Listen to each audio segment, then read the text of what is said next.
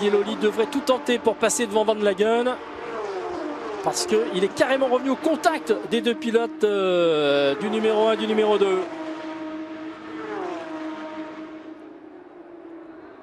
La nouvelle attaque et encore un freinage de défense pour Amer Müller. Est-ce qu'il permet forcément aux deux autres de revenir?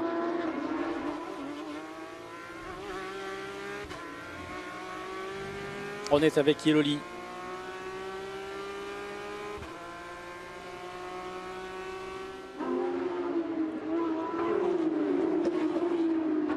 Ouais, carrément, c'est défense partout là. Yeloli par l'extérieur pour passer devant Van Lagen. Est-ce que ça va marcher?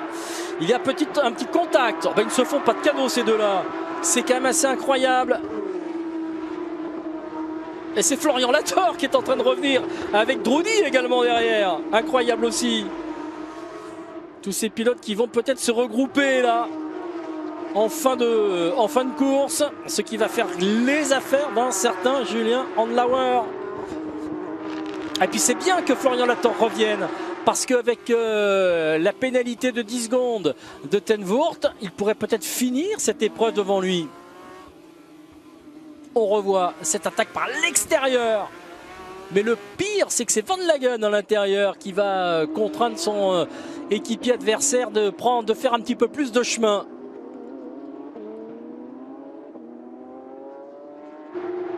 Amer Müller-Preining, ça reste pour l'instant. Et Yeloli est passé quand même. Il y est parvenu à passer devant Van Lagen. Mais quand même, il ne reste plus tant de tours que ça pour revenir sur les deux autres. Avec Preining qui aimerait bien passer devant.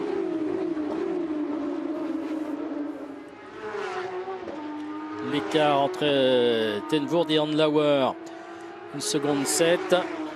Amer Müller est déjà à 5 secondes.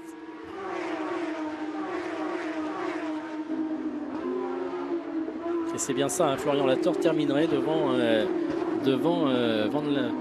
Ten Voort. Ouais, c'est clair que là, vu la bagarre des 4 pilotes que l'on a sur notre écran, on comprend pourquoi Florian Lator est revenu si fort, pratiquement avec 1 seconde et demie de mieux que Van Lagen dans le 14e passage. C'est logique. Maintenant, ça devrait être un petit peu plus compliqué. De même que, vous le voyez, à partir du moment où il n'y a plus bagarre, eh bien, les deux pilotes du Lechner Racing parviennent à rester devant Nick Yeloli. Mais c'est sympa de voir les 3 pilotes qui jouent le titre de cette Super Cup 2018 se retrouver comme ça, les uns derrière les autres. Non pas dans l'ordre du classement. Celui qui va faire la meilleure affaire, c'est Preining qui va prendre des petits points, 2 petits points qu'il va prendre à Yeloli. En revanche, Amer Müller, lui, c'est des points de gagner. Un petit peu plus, 2 points de plus sur le 3e et carrément 4 points sur le 2e. Donc pour lui, c'est la bonne opération. Il va falloir encore tenir 4 km. Attention, l'attaque cette fois-ci pour essayer d'avoir la meilleure trajectoire dans l'enchaînement. Non, ça ne passe pas. Que ce soit Preining, bien sûr, puisque c'est le plus jeune de tous, ou que ce soit Yeloli, ils ont tous dit l'avantage d'Amer Müller, c'est bel et bien quand même son expérience. Et bien là, il est obligé de la montrer, cette expérience, et de l'étaler. Attention, Yeloli qui va encore tenter quelque chose là, en croisant et en décroisant peut-être sur Preining. Belle défense du jeune Autrichien.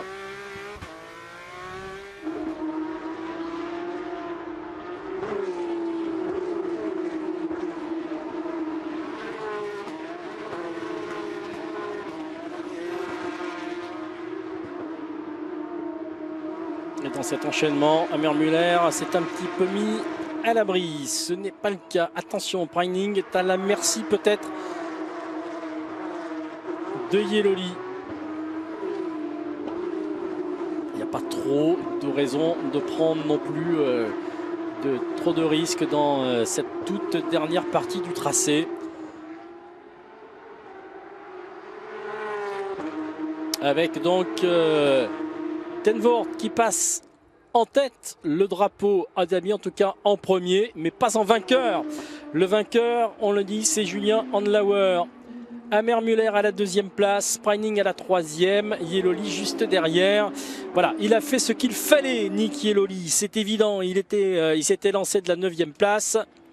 Mais voilà, le vainqueur, c'est bien lui. Superbe, il a bien fait de venir au Mexique.